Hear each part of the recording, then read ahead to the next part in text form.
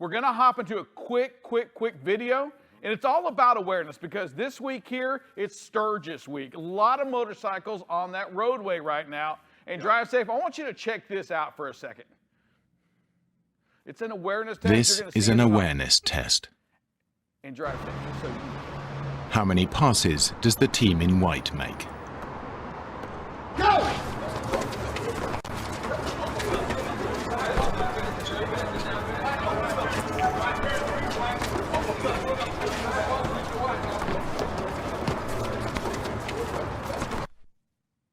The answer is 13. But did you see the moonwalking bear? Passes from the guys in white. Did you see the moonwalking bear?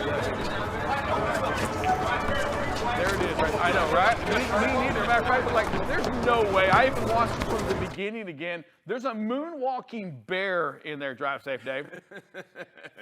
Awareness is something you've got to do. And as you drive through right now, going anywhere close or even headed up there, it's Sturgis week up in South Dakota. Yeah. There you go. They're headed up that way. All right, we are back here on BCB Live, the safest station in the nation. Drive Safe Day, getting the opportunity to talk to Natalie. Natalie, we're here to talk a little bit about human trafficking. First of all, why don't you tell us a little bit about your organization and who you are? Yeah, well, my name's Natalie. I'm so happy to be here with you all today. Such a fun atmosphere. I love this. A21 is a global counter-trafficking, human trafficking organization. And so our mission is really to see the end of human trafficking everywhere. Well, you have a job out for you if you're going to do that, because it's everywhere. It happens all the time. And unfortunately, it's all around us, and it doesn't matter where you are or what you do, right? It's in the suburbs, it's in the cities, it's in the urban areas. It's everywhere, yes. And we just fail to see it, right? For sure, definitely. That's the biggest thing is awareness. Awareness and education is really such a huge aspect of all of this, is being able to go out, educate the community, bring more awareness, talk about what indicators to look out for. Those are all very key in continuing to expand our reach. Yeah, I think that's very important. And I think it was really cool when Rick showed the video. And I came up with another analogy earlier. You know, every day I wear a different sign, a street sign. And a lot of the times people walk up and they go, I don't know that sign. And I'm like, oh no, it's out there every day. You've seen it a million times. But because you don't know what it is, yeah, you don't see it. And I think that's exactly what we're talking about here. When you don't know what to look for and you don't see it, or you don't want to see it, right? I mean, right. And I think that's really what your organization is trying to do, is trying to get past that inability to see what's going on out there, because we're the only ones that are going to be able to affect change. For sure. Yeah, we want people to feel comfortable, to know, like, if you see something, you know what to do after that. You have to say something. And so that's a lot of what we do, is we communicate what is human trafficking, right? What is even just the basic definition? It's the illegal trade of human beings, right? And so people recruit and control for the use of somebody's body, whether it's labor or sex, and they do this by force, fraud, and coercion. And so it's important for people to understand even like what human trafficking is. And like you said, like it looks a lot of different ways. It doesn't matter if you live in the pretty gated community or you're in more of like the inner city. It doesn't matter your socioeconomic background, demographics, any of that. Because we are all vulnerable at the end of the day. And so part of our REACH plan is to decrease vulnerability. Yeah, I agree 100%. And I you know, when I took a TAT certification, when I took a Truckers Against Trafficking, and got to understand a little bit more about what it was, I think it really opened my eyes that it was not just, you know, young girls being sold for sex. It can be in the farming community. It can be people out there working because they have no other means. They're just being trafficked, right? Right. They're just being sold like meat. They're like products. They're not even humans, and they're not even treated as such. How much do you feel that we need to do? Because we saw stuff on the Super Bowl for the first time. Our football is getting involved with it. Did you see that? It's getting involved, which I think is huge. how much awareness do you think our youth needs to have? Because I think really, if we're going to solve this generationally, we need to start young so that it spreads quickly, right? For sure. Oh, definitely. Prevention is really key in the school districts. And so that is something that our organization is working alongside school districts to implement a K through 12 curriculum. And it's actually launching this school year. Wow. So it's a curriculum that we wrote. There's 4 lessons for each grade, all the way from kindergarten to 12th grade. And so you're introducing the idea of safe, unsafe relationships, safe, unsafe touch, these types of boundaries that a lot of times we forget that we have to communicate and talk to our kids about these things. And the coolest thing about the prevention aspect in general is that we're giving people the language. We're giving kids the language to even potentially self-identify, which we have seen multiple cases just in our piloting process of this K through 12 curriculum. So it's been really cool when you give them the language, what they do with it. Yeah, and I think sometimes it takes the young people to go back and teach the older people. Like when my daughter would come over and then teach me about stuff, because there's things that you have to teach your children, but they pretty much can teach you other things that's going on in society, and especially new and important lessons, right? For sure. I mean, let me ask you, how many people are involved in your organization right now?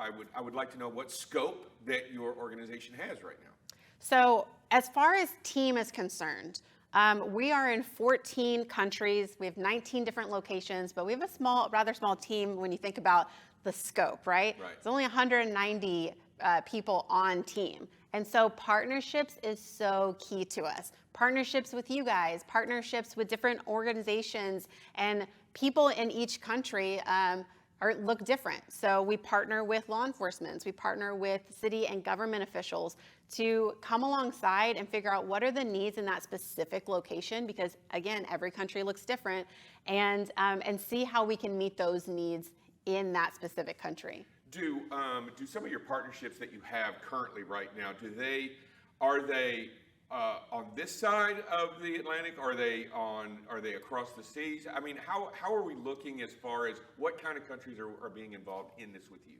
Yeah, so in regards to a lot of our key partners, they are based out of the U.S. And so that's really great because the U.S. is a little bit different, right? Our vulnerabilities look very different. They can be a little bit more hidden. Whenever you're talking about going to a third world country, correct, you can quickly identify what their vulnerabilities are, right? Lack of food, maybe lack of housing, things like that. It's a little bit more hidden in America, and so there's the same vulnerabilities, right? We still have a huge foster child population. We still have people that are insecure or maybe one-parent households, right? But it's just not as visible on a larger scope. And so a lot of our partners, they really are spread out. We're represented in South Africa, we're represented in Australia, in Greece. Greece is actually where we started, where this all began. Wow. 15 years ago. We're celebrating our 15th year anniversary this year. So it originated this isn't an American founded, this was actually started in Greece. And how did it spread here? I'm just curious. It spreaded just based on connecting with people and communicating, hey, us just figuring out what are the needs in regards to human trafficking? How can we come alongside and help this fight and join the fight?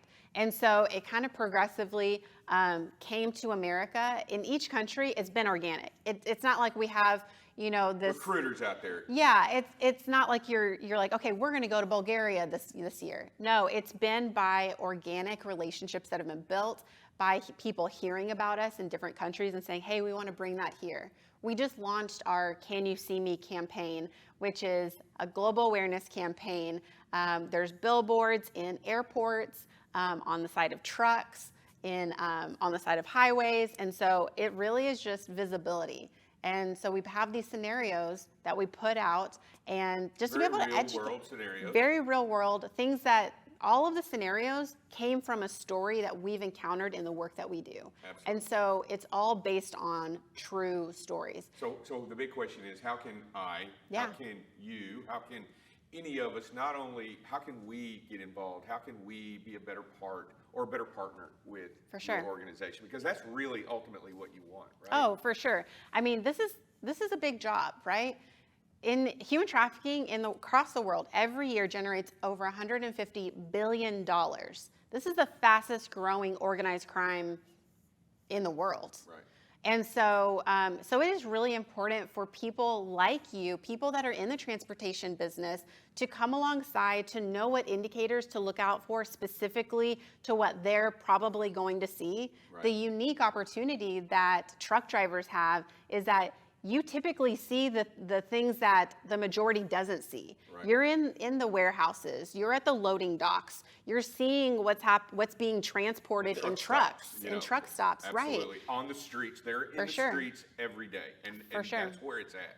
So, I mean, that's where not that it's not everywhere else, but it's there and it's visible. Right. So we have to know what to look for. We have to know what to see, and we have to be a better partner in trying to make it happen. Where do we go, and how do we get involved in your organization at all? Yeah. Tell us that. Yeah, so you can go to A21, and you can visit our website there. We have an education page that has tons of amazing free resources. So if you're a parent and you need to understand human trafficking a little bit better and maybe how to talk to your kids about it, we have a guide for that. We have a resource for that. We have resources for educators. We have resources just to be able to better understand what the indicators are, what to look out for. And so you can always go to A21.org and then definitely check out our education page.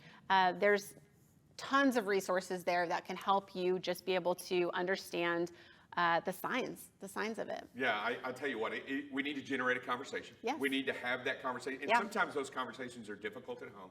Sometimes those conversations are difficult, but they need to be spoken. And if you have an opportunity to educate someone else that doesn't know anything about it or hasn't gotten involved, take the opportunity to get onto the webpage, look at some of the resources they have, and share the information, right? That's what we're trying to do here. We're trying to create a little bit more knowledge on human trafficking. It is a big problem in this country, and it has to be stopped. Natalie, we want to thank you for jumping in here. We want to thank you for coming on BCB Live. Please come back and let us know more. Please come back and let us know more about what's going on, anything that you've got coming up. Let us know, and we will get the word out the best we can.